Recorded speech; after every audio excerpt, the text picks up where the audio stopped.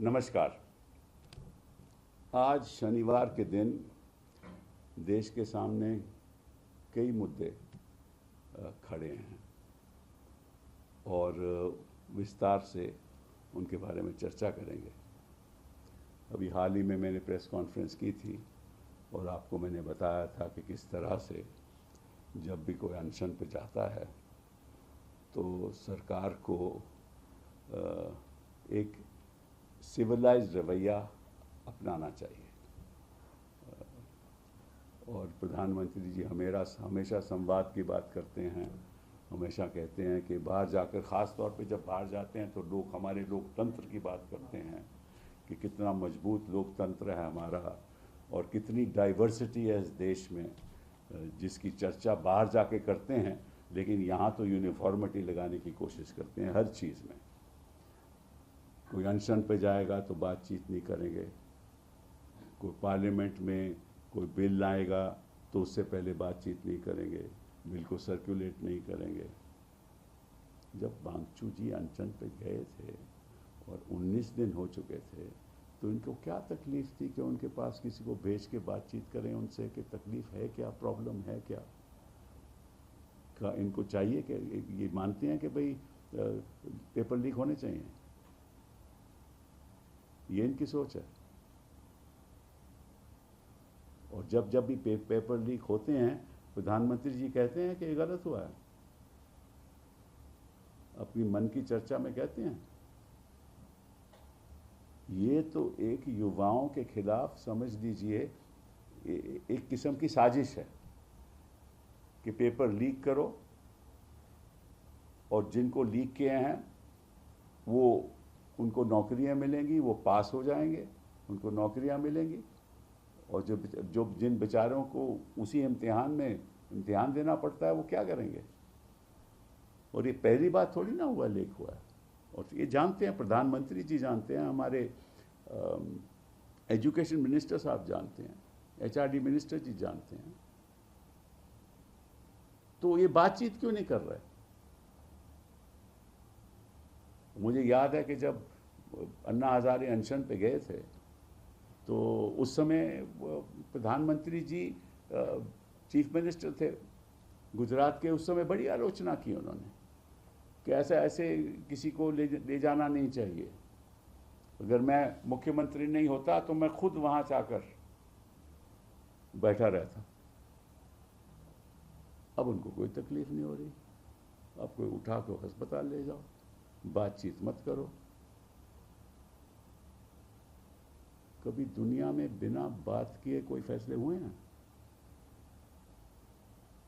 अंतर्राष्ट्रीय स्तर पर अगर बातचीत नहीं होती तो उसका नतीजा हम देख रहे हैं ना। सही तरीके से बातचीत नहीं होती, उसका नतीजा हम भुगत रहे हैं। लोग मारे जा रहे हैं और यहाँ भी गरीबी के साथ, इनसेंसिटिविटी के साथ लोगों की जो तकलीफ है उसकी सुनवाई नहीं होती। तो मैं इस वांगचुक को इस तरह से ले जाकर बिना बातचीत किए, मैं उस कदम की निंदा करता हूं और मैं मानता हूं कि ये सरकार का हृदय इतना कठोर है कि कोई कुछ भी कर ले, इनको कोई परवाह नहीं। अगर किसी की जान भी चली जाए तो इनको कोई परवाह नहीं। ये अपना बचाव करना चाहते हैं, धर्मेंद्र प्रधान जी का बचाव करना चाहते हैं। और जहां तक इस्तीफे की मांग है, मैं तो पहले भी कह चुका हूं वांगचुक जी को और बाकी सब लोगों को कि ये मानने नहीं वाले। इनका तो सड़कों पे ही विरोध होगा,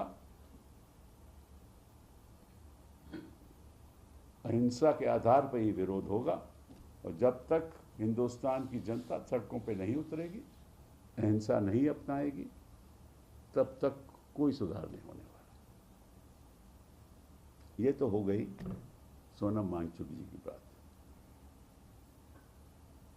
अभी सत्र पार्लियामेंट का आ रहा है, तो before I do that let me talk about Sonam Wangchuck in English. that I'm very concerned about what is happening and how Sonam Wangchuk was taken in this fashion by spreading a chadar over all of them and taken to the hospital. And I remember when Modi ji was Chief Minister of Gujarat and what was happening in Anna Hazare's movement, he openly criticized and said, I wish I was not the Chief Minister, I would have gone and I would have said that how can you do this at night and take away people at night. He's not worried about that now that he is the Prime Minister. He's on what he thinks is the right side of power. But I asked the Prime Minister, why did you not even attempt to have a dialogue with those young people who are concerned about their future, whose future has been destroyed by paper leaks, one after the other, ever since you came to power, especially after 2017. You never raised a voice, you never did a Man Ki Baat, you never took any steps to ensure that there are no paper leaks. The fact of the matter is that these paper leaks were maneuvered and engineered to benefit some people. And who all were involved is something that needs to be investigated. And we know about your investigations. Whenever there is an issue like this, you never get it investigated. And if it is investigated, to ensure that the investigation moves in a particular direction. I mean, people have committed suicide. Young people have committed suicide because of these paper leaks. And you're not bothered to even have a dialogue with all those people sitting in Jantar Mantar and Sonam Wangchuk. And we know that you don't intend to have a dialogue. Even in Ladakh, you're not having a dialogue with him. Why will you have a dialogue with him here? And I said so at the other press conference the other day, that you're not interested, you don't care, because you believe that you can win power and retain power one way or the other. So why do you need to talk? Because your only interest is to retain power, is to ensure and manipulate power in a manner in which you continue to be in power. I mean, if the Election Commission, in collusion with you, can manipulate the voters list, you can manipulate anything. It's very sad. And a government which doesn't communicate with its people, a government that doesn't communicate with the young, a government doesn't have to have any strategy to deal with issues that are of national concern, that government doesn't deserve to be in power even for a single day. And people will have to come out on the streets and peacefully protest. That's the only way out. And I request all political parties, all civilized people, all people in civil society, to now fight this new battle for freedom.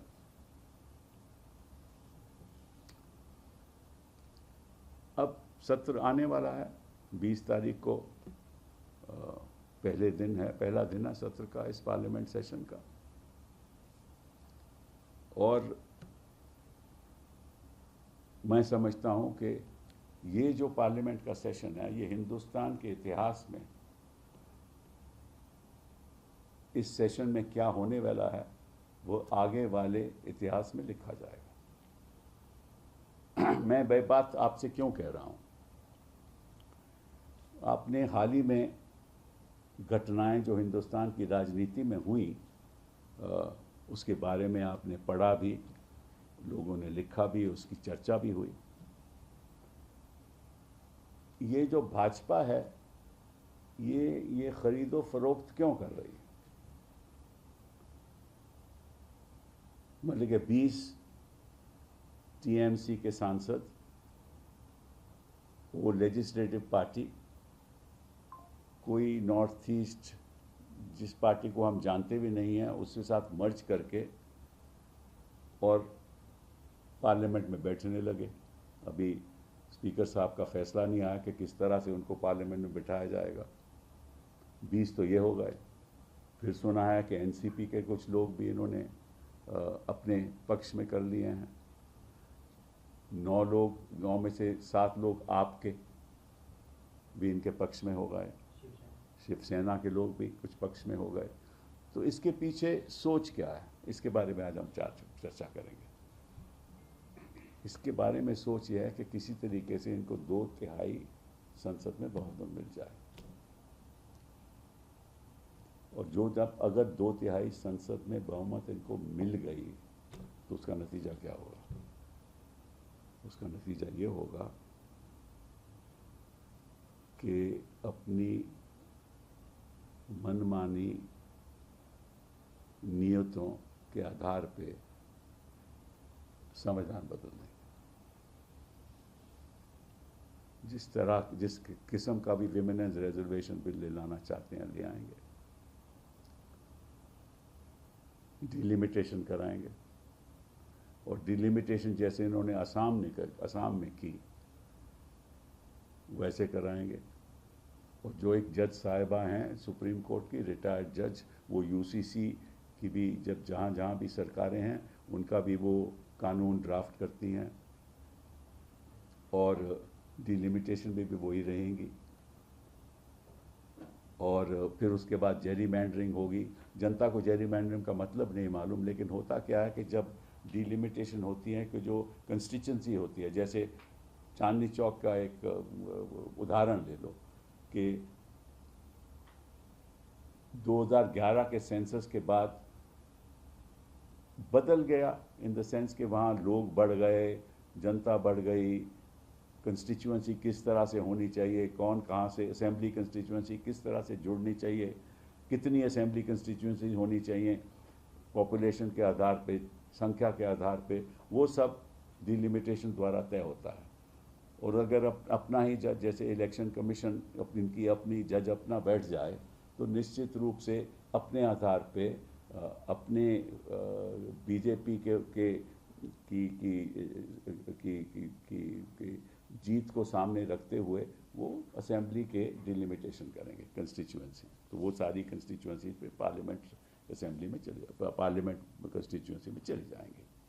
तो अगर अपने ही आधार पे करेंगे तो जो असम में हुआ वो यहाँ भी होगा, हिंदुस्तान में भी होगा। और अगर ऐसा हुआ तो निश्चित रूप से कभी ये सत्ता से बाहर जाएंगे ही नहीं, क्योंकि सबको तो कब्जा कर लेंगे। फिर उसके बाद 2/3 की वजह से ये संविधान को भी बदल देंगे, और अगर संविधान को बदल देंगे तो निश्चित रूप से ये भी कह सकते हैं कि हम सारी उम्र के लिए यही पार्टी सत्ता में रहेगी, या ऐसा ढांचा बना सकते हैं कि सारी उम्र सत्ता में रहे।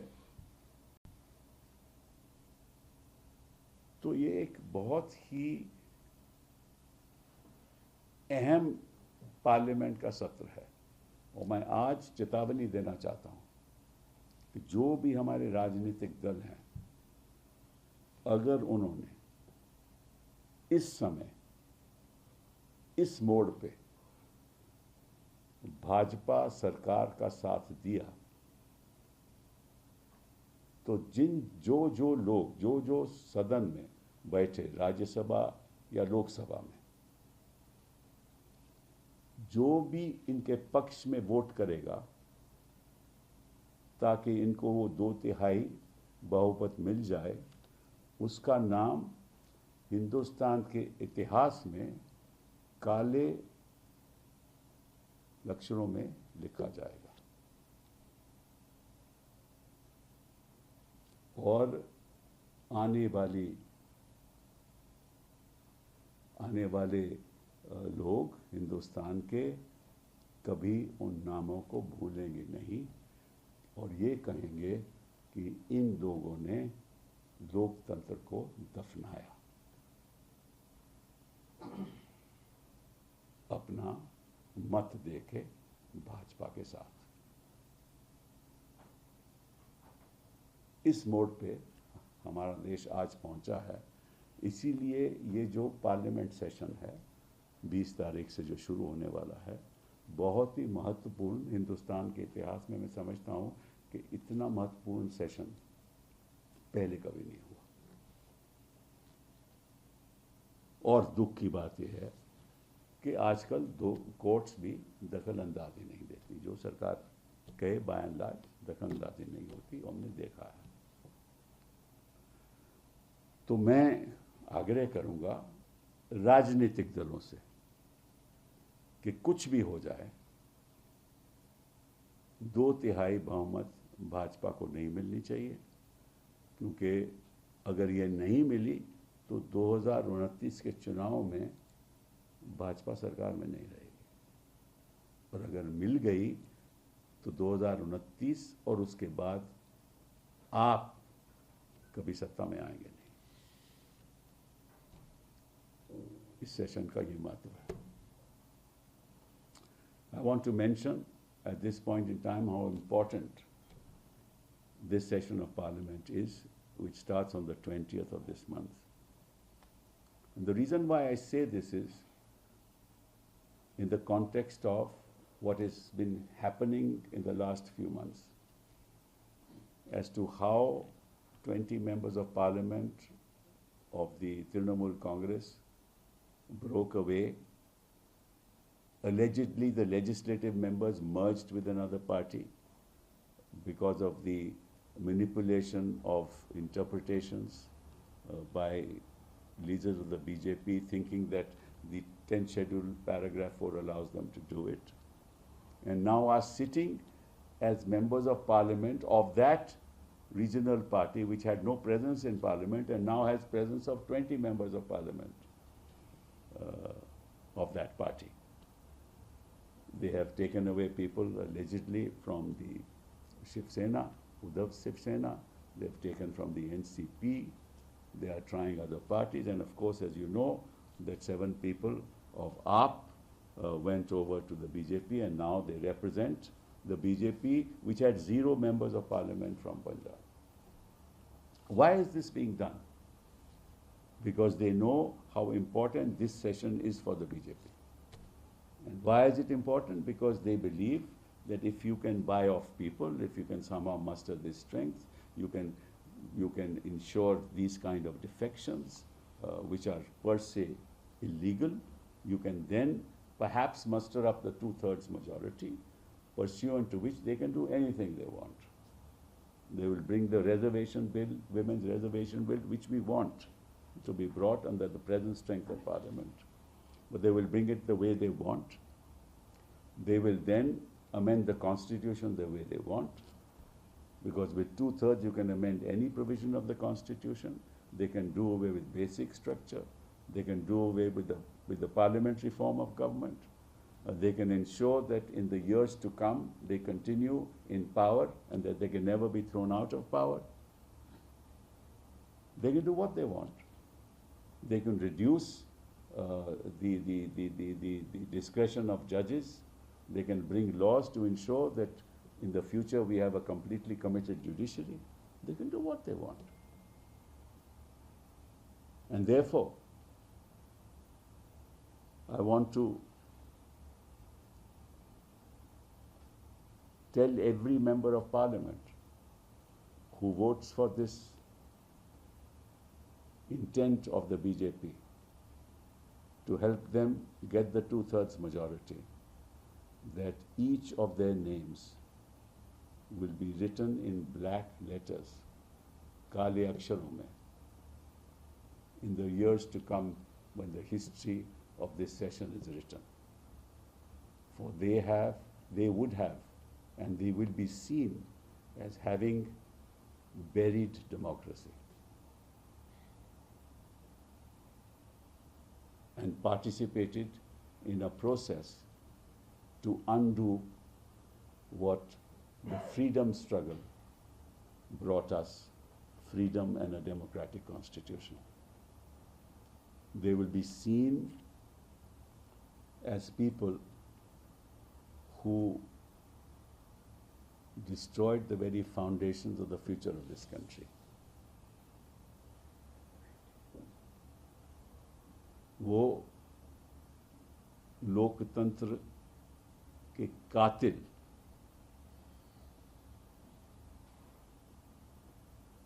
माने जाएंगे. And therefore, I request political parties to come together to ensure individual members of parliament to listen to their conscience and don't play a game that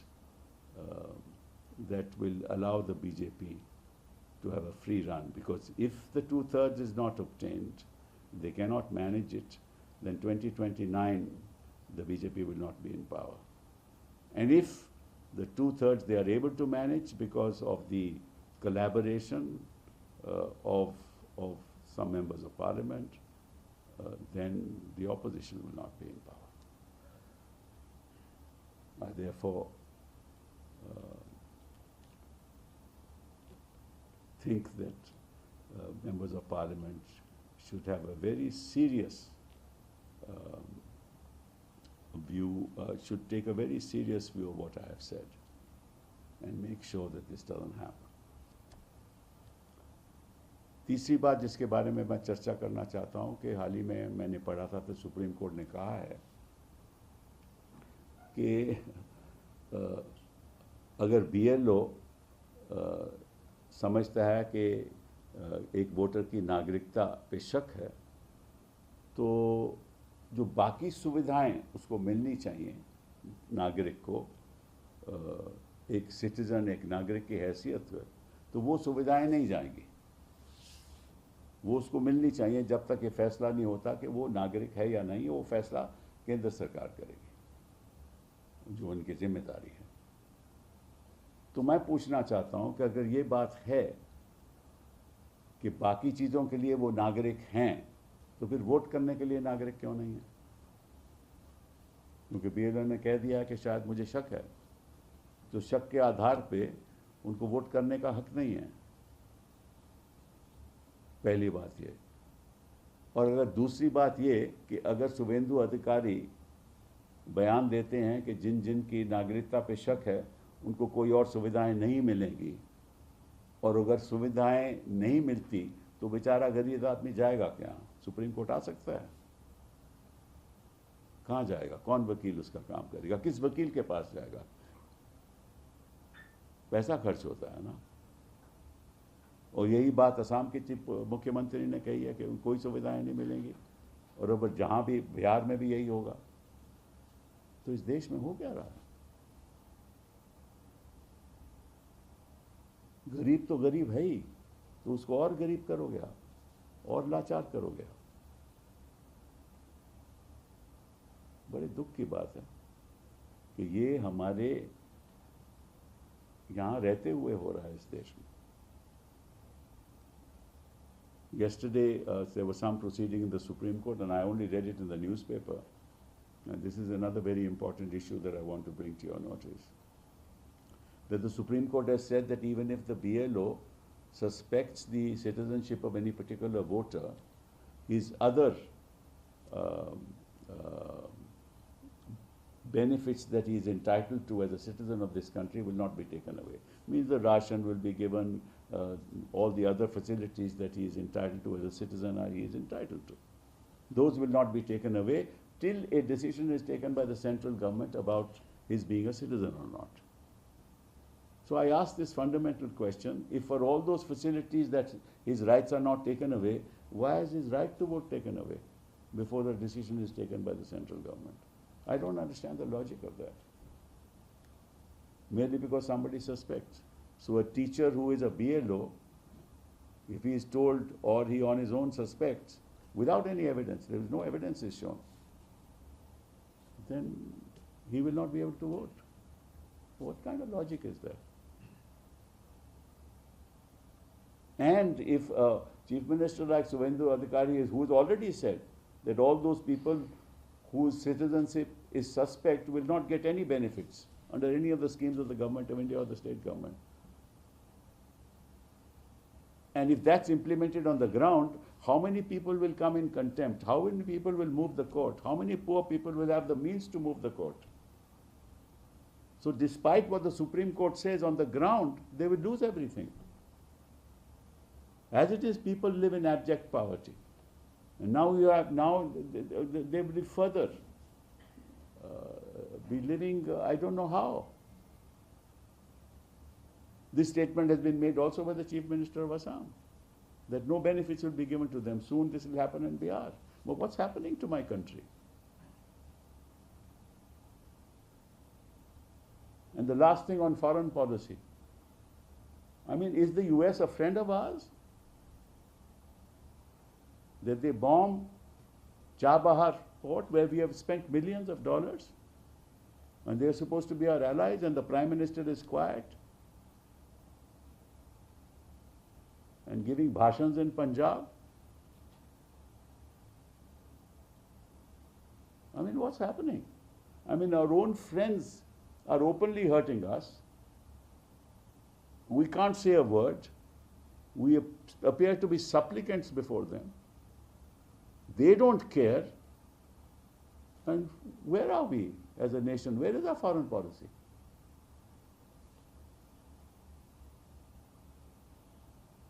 Chabahar पे हमला हो गया, वो ध्वस्त हो गया पोर्ट, हमें करोड़ों रुपयों को मिलियंस ऑफ डॉलर्स का नुकसान हुआ, और प्रधानमंत्री जी भाषण दे रहे हैं, और अमेरिका यूएसए हमारा दोस्त है और हम ही को नुकसान कर रहा है, हमारे ही लोग मारे जा रहे हैं, हमारे ही लिए जो वेसल्स हैं वहाँ हॉर्मुज़ में बैठी खड़ी हैं वो नहीं आ पाती, इनकी वजह से, हमारे दोस्त की वजह से, और हम चुप हैं और पंजाब में भाषण दिए जा रहे हैं। ये किस किस्म की कूटनीति है, किस किस्म का कि फॉरेन पॉलिसी है? बहुत दुख की बात है कि हमारा देश ऐसे लोग चला रहे हैं जिनको न फॉरेन पॉलिसी की फिक्र है, जिनको देश की जनता की फिक्र नहीं है, जिनको युवाओं की फिक्र नहीं है, जिनको आम आदमी की समस्याओं से फिक्र नहीं है। केवल एक ही फिक्र है कि 2/3 पार्लियामेंट में हासिल कर लो और उसके बाद जो मन चाहेगा करो। बहुत बहुत धन्यवाद। Sir, earlier you have asked for disqualifying these TMC MPs who have joined NCP. No, that will continue. That something will continue. Sir, आपने BLO की जो बात कही कि वोट नहीं दे सकता है, बाकी अधिकार मिलने चाहिए, सरकार तय करेगी। Madhya Pradesh chief minister Mohan Yadav also said under the proposed uniform civil code, only a person who has one marriage will have the legal right to reside in Madhya Pradesh. तो वो तो कुछ भी करेंगे ना भैया, कुछ भी होता है ना, कुछ भी। तो जब इनके हाथ में सत्ता है तो कुछ भी कर सकते हैं ये। इनको जनता से कोई लेना देना थोड़ी ना है। सत्ता से इनको इतना मोह है, इतना प्यार है, क्योंकि इनको मालूम है कि जिस दिन सत्ता से गए तो इनकी मदद कौन करेगा। सर, एक अलग क्वेश्चन है। फारूक अब्दुल्ला और Omar Abdullah, they are coming to Delhi to protest for the restoration of state. Rightly so. They should protest. A statement made by the Solicitor General of India on behalf of the government that soon the status of Jammu Kashmir as a state would be restored, and obviously Omar Abdullah has legitimate grievances that he is sidelined, even though he happens to be the chief minister, he is sidelined. What's the relevance of a chief minister who has no powers? Sir, जिस serious concern के साथ आपने delimitation bill की बात करी, तो opposition का इतना सीरियसनेस तो दिखता नहीं है। डीएमके का क्या रूप होगा अब तक क्लियर नहीं है। तो आप ऐसे ही मतलब क्यों अस्यूम कर रहे हो कि उनका क्या रूप होगा? अभी उन्होंने कुछ ऑफिशियली स्टैलिन जी ने कहा है, अभी तो बाहर से आए हैं, वो चर्चा होगी फिर वो बताएंगे आपको। मैं तो एक चेतावनी दे रहा हूं कि इससे ज्यादा गंभीर इश्यू हिंदुस्तान के इतिहास में पार्लियामेंट के सामने नहीं आया। उस पे दलों को चर्चा करनी चाहिए, राजनीतिक दलों को, और वो लोग जिस तरह से इनके पक्ष में जा चुके हैं उनको ये सोचना चाहिए कि अगर वो ऐसा कदम इस तरह से सपोर्ट करेंगे तो जो आज़ादी की लड़ाई लड़ी थी हमने, जिसकी वजह से हमें ये लोकतंत्र मिला था, उसको वो गंवाना चाहते हैं। तो बीजेपी के सहयोगी दलों से भी आप अपील करेंगे या बीजेपी के सांसद? सबको भी, सांसदों को अपील करना चाहता हूं, दलों को अपील करना चाहता हूं, बीजेपी के सहयोगी दलों को अपील करना चाहता हूं, सारी देश के पार्लियामेंटेरियंस को अपील करना चाहता हूं कि ऐसा मत होने देना। Sir, tomorrow is the all party meeting, sir. How do you see? I am not all in the all party. Sir, my one more question. Sir, you are, don't you think the India Alliance should conduct their alliance meeting ahead of this parliament session? So why are you asking me this question? So you were part. I am an independent member of parliament now. You have come to the wrong residence.